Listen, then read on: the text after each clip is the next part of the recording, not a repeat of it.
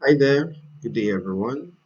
I'm Dr. Rehan Falarin, and I'm happy to welcome you back to our series of anatomical lectures. So today we'll be exploring together another interesting endocrine organ, which is the pituitary gland. So in this lecture, we'll explore the anatomy and histology of this gland, while also addressing its physiological and clinical significances. So without further ado, let's dive in. So, by way of introduction, the pituitary gland, also known as the hypophysis, is a small pea-sized gland that is located at the base of the brain. And by that, we mean it's sitting comfortably within the middle cranial fossa in a region known as the sella turcica. So, it's situated below the hypothalamus. Here is the hypothalamus here, and here is the hypothalamus here. We addressed the relationship around the thalamus, the hypothalamus, the epithalamus in one of the previous classes, particularly when we were discussing the pineal gland. So the pituitary gland is connected to this hypothalamus or connected to the rest of the brain, as you can see dangling here. So it's connected to the rest of the brain through the structure known as the infundibulum, which is a thin stalk. Okay, so it's known as the infundibulum, also known as the pituitary stalk or infundibular stalk or hypophyseal stalk. So the pituitary gland, also known as the hypophysis, plays a crucial role in regulating various physiological processes through the secretion of hormones. So we'll appreciate here a structure known as the mammillary body. Here again is the hypothalamus, and here is the optic chiasma, where you have the optic tubercle meeting to then decussate before continuing as the optic nerve. Further anatomically speaking, so the pituitary gland is a small gland. It measures approximately 1 centimeter in diameter and approximately 0.5 to 1 gram in weight. So that's approximately the size of a pea, and it's shaped like a flattened oval. It lies in a region known as the sella turcica within the middle cranial fossa, and the sella turcica is a bony cavity which we can refer to as being at the base of the brain. So it's connected to the hypothalamus. That's the pituitary gland is connected to the hypothalamus by pituitary stalk, and this is what allows for communication and regulation of hormonal release.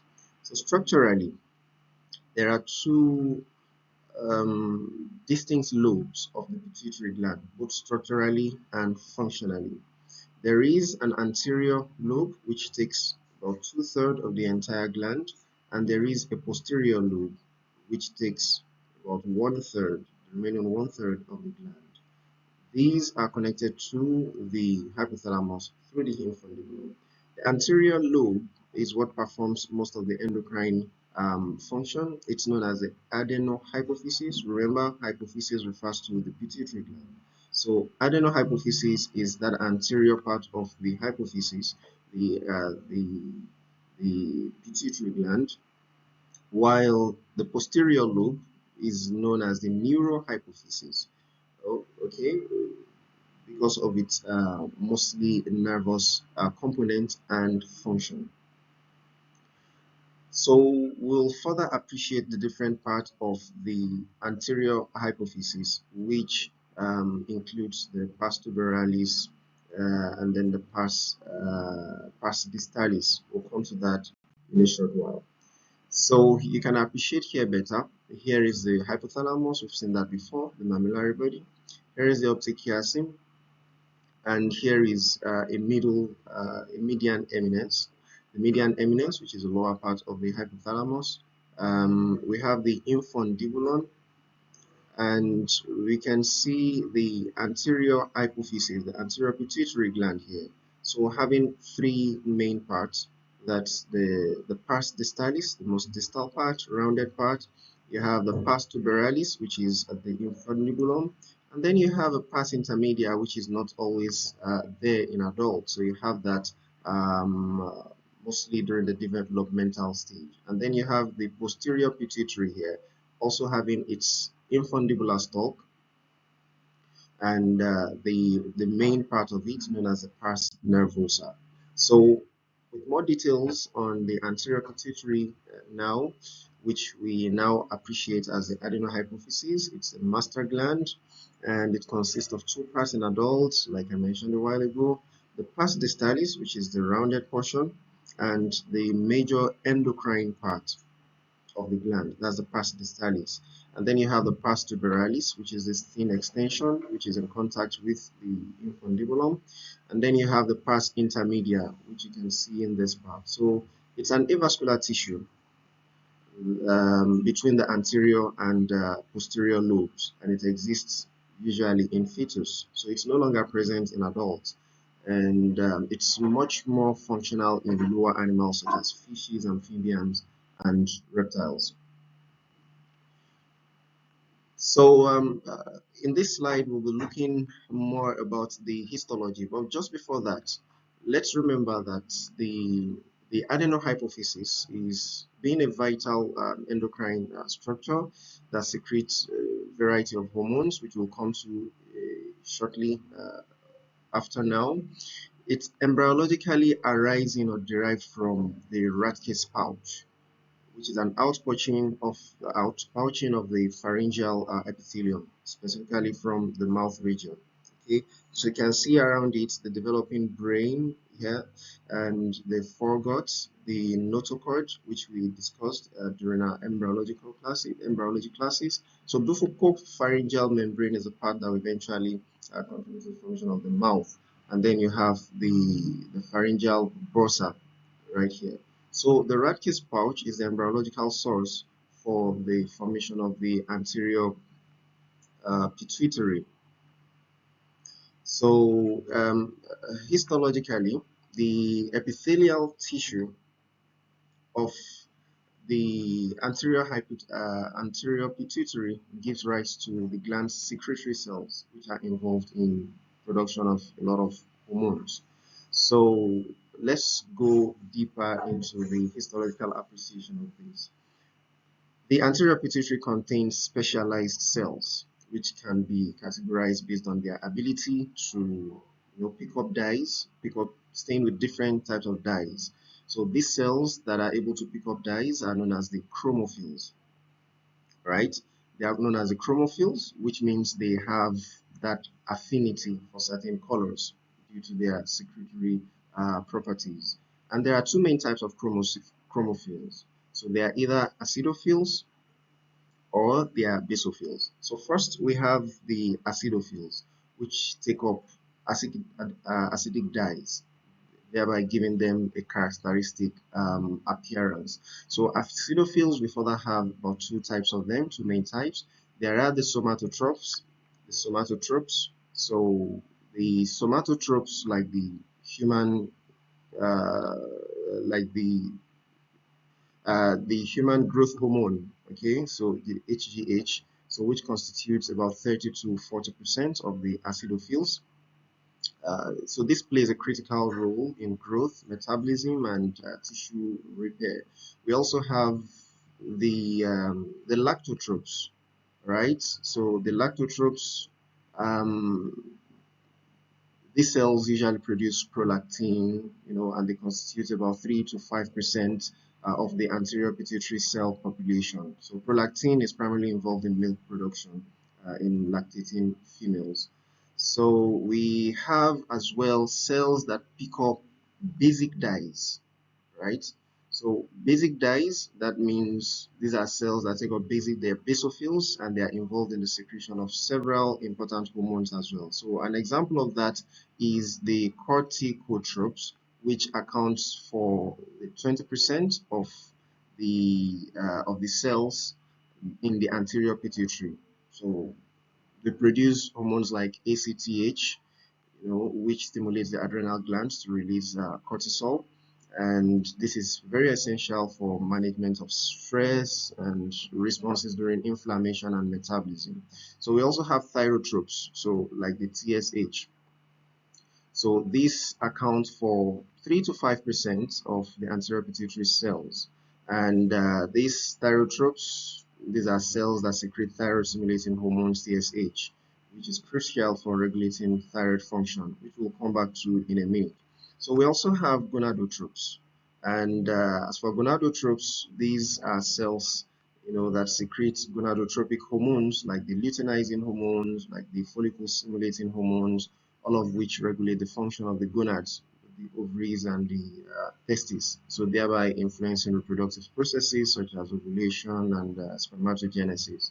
So gonadotropes account for 3 to 5% of the anterior pituitary cell population. So from this slide, we appreciate generally, you can see on the histology here, so these are basophils all around here, all right, and then we have acidophils, which pick up acidic dyes more. So you see the general population around this side of the anterior pituitary is slightly different from what you see on this end. So this is more populated by basophils, while this end of it is more populated by acidophils. And when this is using the basic hematoxylin and eosin stain. So if you are to use a special stain like the pass orange, so you get to appreciate the acidophils slightly differently. You can see the dots, the the acidophilia around here, and then you can see how the basophil cells look differently. And you will notice as well that there is a third category of cells which do not pick up, they do not readily pick up dyes, and these are the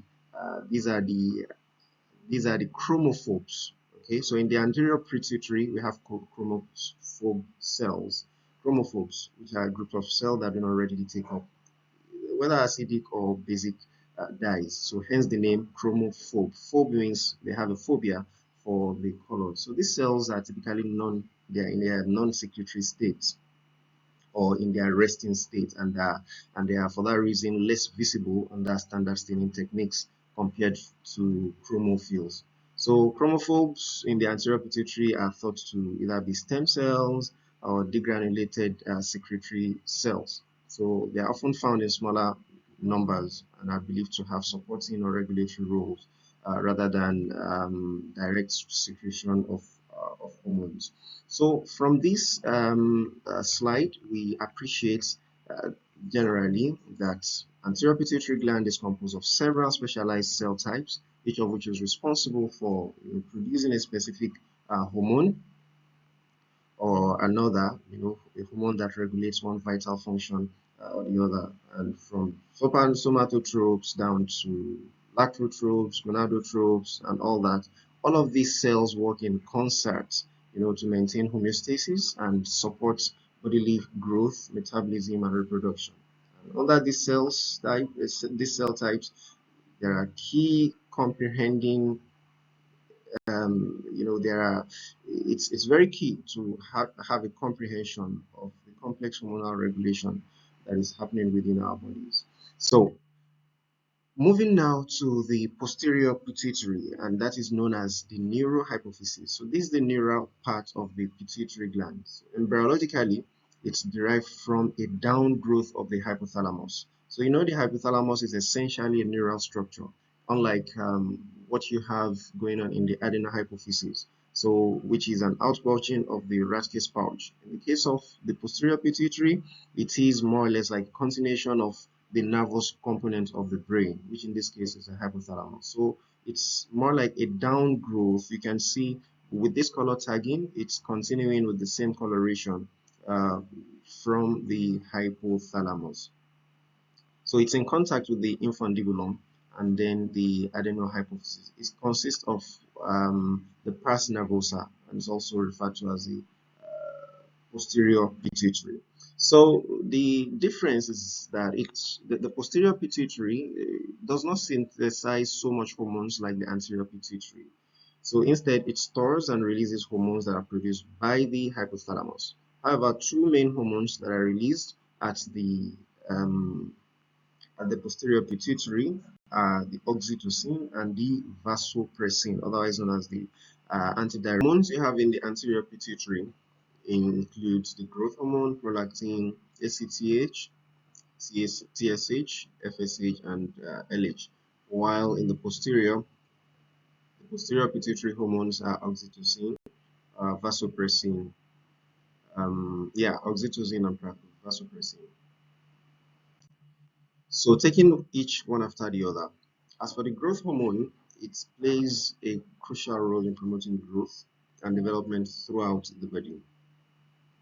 And it stimulates growth of bones and tissues, particularly during childhood and adolescence. So additionally, it influences metabolism by helping to regulate fat and sugar levels in the body. That is for the growth hormone. Next is prolactin.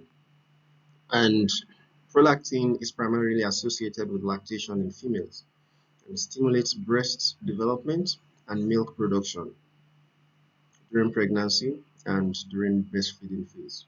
So while its main role is in reproduction, prolactin also has other functions such as contribution to the immune system and also to regulate behavior.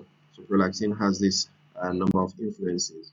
As for the ACTH, that's the adrenocorticotropic hormone, it stimulates adrenal gland. That's ACTH. It stimulates the adrenal gland, and that's the gland directly on top of above the kidney. So it stimulates the adrenal glands to produce and release cortisol, which is a hormone that is crucial for stress management and regulation of metabolism.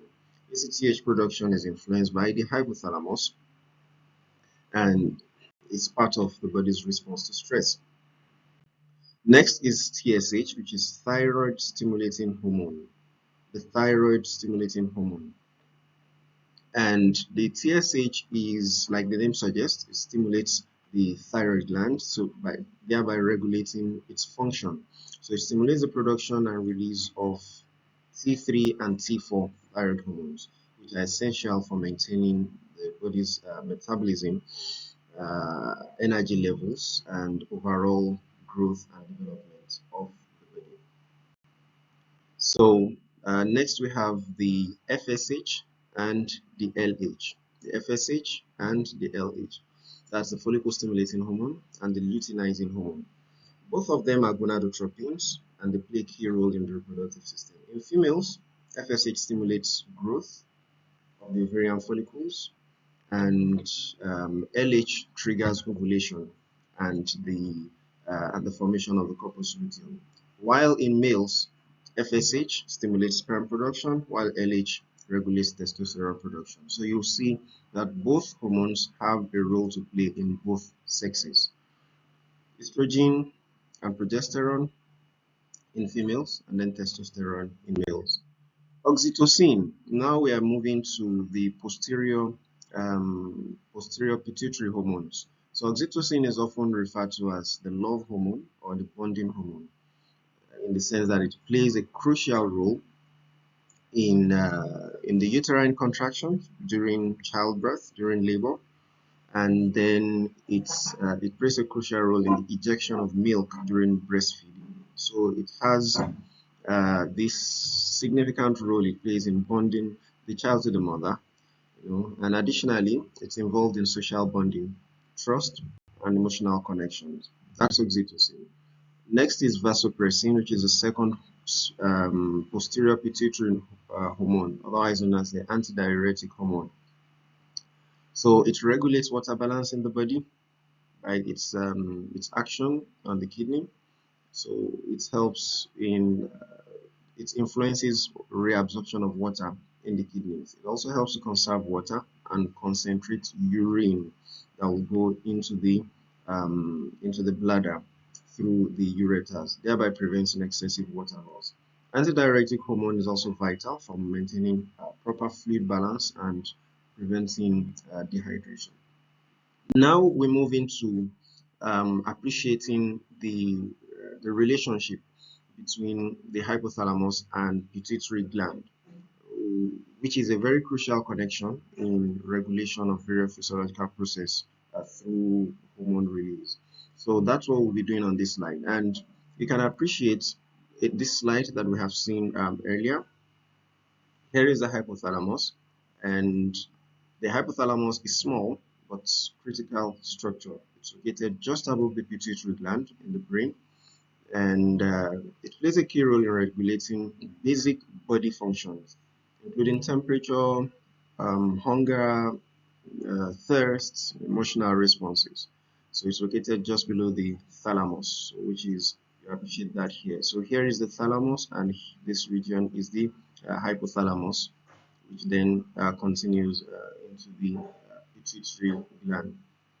So it's located just below the thalamus and above the brainstem. So the hypothalamus is connected to the pituitary stalk through the infundibulum, right? It's connected through the infundibulum, and so we'll appreciate that this connection is essential for communication between two structures. So you can further appreciate that at the base of the hypothalamus, we find the median eminence right here. So which is a crucial area where the hypothalamic hormones are secreted into the portal blood supply. And this is a starting point for what we call the hypothalamo-pituitary axis. The hypothalamo-pituitary axis. So this median eminence, it allows hormones produced by the hypothalamus to directly reach the anterior pituitary via the hypothalamo-hypophyseal system. So these hormones include all of those that we have mentioned earlier, TRH, the thyrotropin releasing hormone, the gonadotropin releasing hormone from the hypothalamus into the portal vessels. So all of this happen at the median eminence, and then they travel to the anterior pituitary to either stimulate or inhibit hormone production. So on the other hand, you have the posterior pituitary storing and releasing hormones. So what the posterior pituitary does is not to secrete hormones, like I mentioned earlier. It's to actually store and then release hormones that are produced by the hypothalamus in the supraoptic and paraventricular nuclei. So these hormones get transported down after they have been secreted by the hypothalamus. So the posterior pituitary sees to their transport down, to the bloodstream. So this relationship between the hypothalamus and the pituitary, okay, the median eminence and all that, is fundamental to regulating several bodily functions, from growth down to metabolism, metabolic responses. In essence, you have the median eminence acting as a gateway that acts as that it serves as a gateway, for hypothalamic hormones to influence the anterior pituitary and therefore play its key role in the regulation of the endocrine system. So the hypothalamus, you find it releasing hormones that either stimulate or inhibit pituitary action or pituitary secretion. And then there is usually a negative feedback mechanism which helps to maintain hormonal balance by adjusting secretion levels that are based on the feedback, from the respective target organs. So you have, for example, if the hypothalamus releases a thyrotropin releasing hormone, for example, when it detects low levels of thyroid hormones in the bloodstream, the TRH then stimulates the anterior pituitary, to release the thyroid stimulating hormone. TSH in turn prompts the thyroid gland, to to produce and release more thyroid hormones. And this exemplifies how the hypothalamus initiates the cascade of events that regulates the thyroid function. So the negative feedback, suppose the body has an excess level of cortisol, for example, which is a stress hormone. So the hypothalamus detects this, and then it releases corticotropin releasing hormone, which is a CRH. It releases that to the pituitary gland, and then the CRH in turn, signals the release of adenocorticotropic hormone, which is the ACTH, which then stimulates the adrenal gland, right? So once they stimulate the adrenal gland produces cortisol. So as cortisol level rises, they send feedback to the hypothalamus and the pituitary gland. They send that feedback so that they decrease CRH. Once they decrease CRH, and then ACTH release. So once they do that, this prevents further cortisol production. So this negative feedback loop helps to maintain hormonal balance. It helps to maintain hormonal balance. Yeah. So the influence of external factors like stress, stressful situations can trigger hypothalamus to release CRH, thereby leading to increased ACTH and cortisol release. So this response is part of the body's fight or flight mechanism that prepares it, to cope with stress. And in contrast, during periods of rest or sleep, whenever that occurs, the hypothalamus releases CRH, which then reduces the stimulation of the pituitary and the adrenal glands. So you could have external factors too, like sleep itself, exercise, emotional states. All of these can influence hormonal regulation. So this is how this cycle goes on and on. So now in this section, let's discuss some of the clinical conditions that are related to the pituitary gland. And basically, we want to look at hyperpituitarism, which is an excessive secretion of pituitary hormones, often caused by tumors. We have hypopituitarism, which is described as insufficient production of pituitary hormones, leading to hormonal deficiencies. And then pituitary tumors, which refers to abnormal growths that can affect hormone production and cause various symptoms. So these conditions all have significant implications for endocrine function and overall health. So it's essential to understand how their pathophysiology is and what are their clinical implications. So let's look deeper into hyperpituitarism. Let's start with this. So it's a condition, like I said earlier, that's characterized by production of hormones by the anterior pituitary, overproduction of hormones. And the most common cause is usually pituitary adenomas, which is a benign tumor of the pituitary gland that results in uncontrolled hormone secretion. So the hormones are secreting, but they are not well controlled. So it's more like a functioning adenoma. So these tumors can usually produce a single hormone, or multiple hormones, depending on the cell type that is involved. And they can also be due to hyperpituitarism can also be due to hyperplasia, which is increased cell growth, or carcinoma, even though some sources consider this to be extremely rare. So whenever there is hyperpituitarism, any of the hormones can be affected. It will affect growth hormone, in which case overproduction of the growth hormone would lead to what we call acromegaly, which is displayed here. So characterized by enlarged feet, enlarged hands, burgeoning of hands and feet due to gross increase in soft tissue. And of course, this requires a person to wear bigger size of shoes.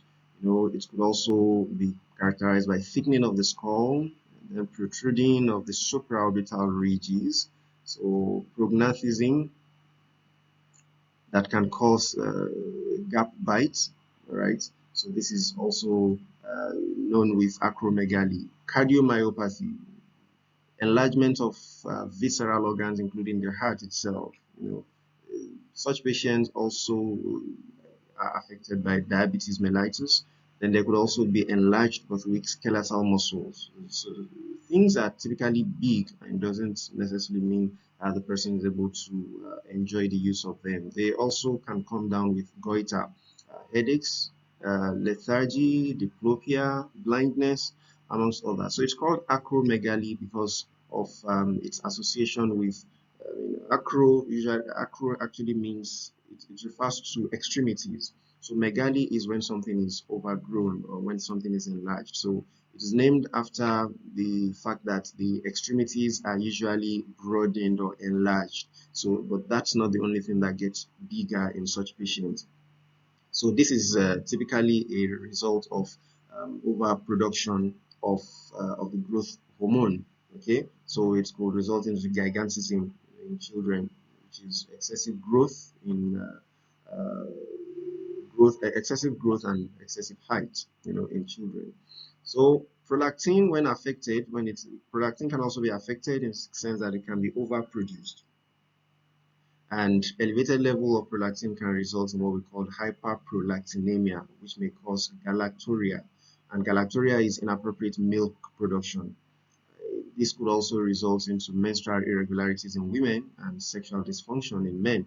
We also could have, when the hormone affected is the ACTH, the adrenocorticotropic hormone, that can lead to Cushing's disease. Here, for example, is a 16-year-old boy that is suffering from Cushing's disease. And Cushing's disease usually comes with symptoms like, say, fat patch, known as buffalo hump, the back of the person. So the person could have thin arms and legs. So here is the boy who could compare the, the the arms and the legs with the torso. You see, there is a discrepancy. So they also usually have thin skin, so they easily get bruised and could have a slow healing time for a number of their injuries. Stretch marks is also present. Extra face and body hair, extra hairs all around. Thinning hair also, red cheeks, and then the round moon face. All of these are characteristics of Cushing's disease. So this is when the ACTH is affected. So other hormones will also be affected during hyperpituitarism, such as hyperthyroidism. We're familiar with that. Overproduction of gonadotropins can also lead to reproductive issues, including irregular menstruation and infertility. So all of these disorders have, I mean, hyperpituitarism generally, the symptoms vary depending on the hormone involved, but they typically include signs of hormone excess, and in case of tumors, they may include neurological symptoms such as headaches that we mentioned here, visual disturbances, or even pituitary apoplexy, which is acute bleeding into the pituitary gland. So that's about hyperpituitarism. Now let's discuss hypopituitarism, which is a condition characterized by insufficient uh, production or production or secretion of pituitary hormones. So this occurs when it can result from damage to the pituitary gland itself.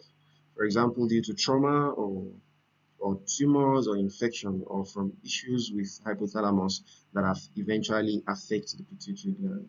So the loss of pituitary function may affect several systems depending on which hormones are deficient, just like the case of hyperpituitarism.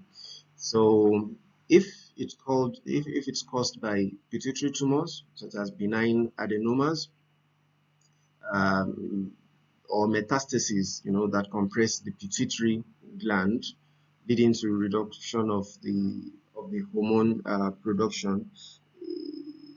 In this case, you could have a number of complications, affecting different things, and it will also be due to infection or inflammation, such as meningitis and all that. So this, when you have the thyroid stimulating hormone affected, or when you have the growth hormone affected, you can see level of growth of the individual.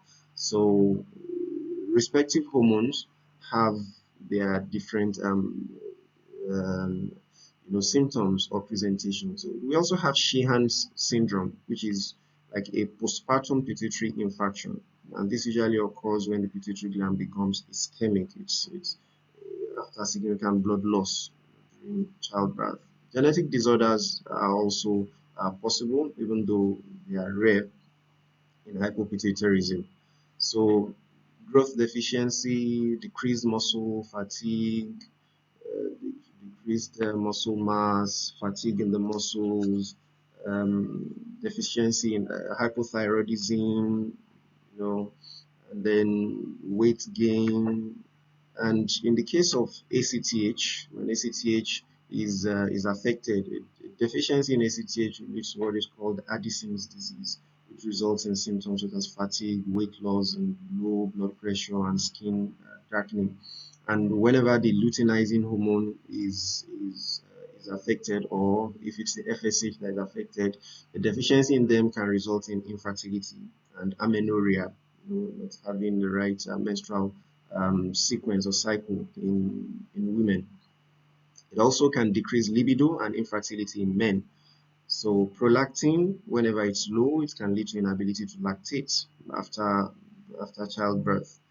So clinical manifestations generally vary depending on which hormones are deficient, but they often include fatigue, weight loss, and reproductive issues as well as growth disturbances, like you mentioned. So let's turn our focus to pituitary tumors, which is like the third. So there are a number of pituitary gland tumor that could happen. And by the way, pituitary tumors are a common cause of hyperpituitarism and hypopituitarism. It contributes to both. So in the case of, there could be pituitary adenomas, right? There could be pituitary adenomas, which are typically um, benign growths that develop in the anterior pituitary gland. Although they are benign, pituitary tumors can still have significant clinical effects due to their ability to secrete excessive hormones, like we mentioned earlier. So we've talked about the possible consequences of hyperpituitarism. So excessive hormones and their pressure can also affect surrounding structures, such as optic chiasm, leading to visual disturbances, which you mentioned earlier. So functional adenomas are a category, and then you could have non-functional adenomas as well. So in functional adenomas, the tumor secretes excessive hormones leading to hyperpituitarism. Then you could have somatotroph adenomas, which results in the secretion of growth hormones leading to acromegaly and gigantism, like we mentioned. Lactotroph adenomas, corticotroph adenomas, amongst others. So in the case of non-functional adenomas, these tumors do not secrete hormones, but they cause symptoms by compressing the pituitary or surrounding structures. So they are often discovered incidentally and may lead to hypopituitarism, right? So yeah, so generally, the clinical manifestation could include hormonal overproduction, mass effects, in which case you have larger tumors compressing nearby structures, particularly the optic chiasm, and leading to bitemporal hemianopia. That's when you have loss of vision in the outer visual fields of both eyes. And the tumor growth can also cause headaches. Okay? They can cause headaches, and in severe cases, they can cause pituitary apoplexy, which is a medical emergency, pituitary insufficiency, amongst others. So, medications that have been used for these include hormone replacement therapy or medications to get the tumors to shrink. And when it goes beyond medication, then surgical removal becomes the way to go, to have the tumors surgically removed or to have the damaged portions of the pituitary gland removed, as the case may be. Also, radiations can be targeted to treat pituitary tumors. You know, if this is possible, to target a particular part of the tumor. So there are a number of ways to diagnose when an individual is suffering from pituitary gland issues.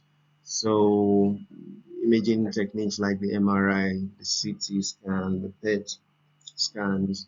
So all of this helps to visualize the size and structure of the pituitary gland and then detect the tumors. Also, going chemical, if it's about the hormone, it's possible to measure the levels of the specific hormones in the blood, thereby identifying where the abnormality lies. So I'm happy to summarize that we have defined and appreciated the importance of the pituitary gland, as a small pea-sized gland that is located at the base of the brain. It plays a crucial role in regulating various physiological processes through hormone secretions. Also, we went through the anatomy, understanding the anterior pituitary different from the posterior pituitary. We appreciated the growth hormone, the prolactin, the ACTH, the TSH, the FSH, and the luteinizing hormones in the anterior pituitary, and then the role of the posterior pituitary in storing and releasing oxytocin and vasopressin, okay, after the production by the hypothalamus. Then the connection of both lobes, the adeno and the neurohypophysis, to the hypothalamus via the infundibulum. We've seen that. Then regulation of the hormones. We appreciated how much the hypothalamus regulates the secretion via the negative feedback, and how external factors like stress and sleep may impact regulation. We also went through the functions of the pituitary gland in terms of regulating growth, reproduction, stress, response, lactation, thyroid regulation, water balance, amongst others. We have also gone through disorders of the hypothalamus, of the pituitary gland, which includes the hyperpituitarism, hypopituitarism, and pituitary tumors, which could lead to either of the first two we mentioned. And then we highlighted some of the diagnostic tools and then treatment options. So, on these notes, I would now like to open the floor for any questions you may have. Please feel free to drop them in the comment section, and I hope you've enjoyed this lecture and found it informative, especially understanding the importance of the pituitary gland. As always, I wish you all the very best, and I look forward to seeing you in the next class. Goodbye for now.